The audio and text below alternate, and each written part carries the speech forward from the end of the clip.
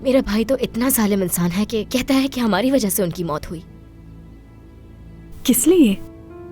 क्योंकि वो चाहता था कि मैं एक ऐसे आदमी से शादी कर लूं जिसे मैं पसंद तक नहीं करती, सिर्फ इसलिए कि उसको बदले में पैसे मिल रहे थे। और जब मैंने इनकार किया तो उसने बहुत मारा मुझे। तुम्हारे बाबा ये सब जानते हैं, इसीलिए हमें यहाँ ले आए। मैं जानती हूँ कि तुम्हारा सुतेला भाई तुम लोगों को तंग करता है। उसे मालूम है कि तुम लोग यहाँ हो, तो फिर उसने यहाँ आकर कोई मसला खड़ा क्यों नहीं किया? वो आया था, लेकिन करीम साहब ने उसे रोक दिया। उन्होंने मेरे बाबा से वादा किया था कि हमारा ख्याल रखेंगे, और यही वजह है कि वो हमें जिम के पास नहीं जाने देते।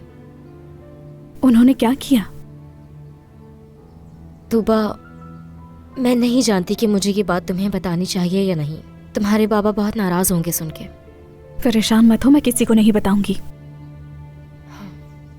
उन्होंने जिम को पैसे दिए और कहा कि हमसे दूर रहे।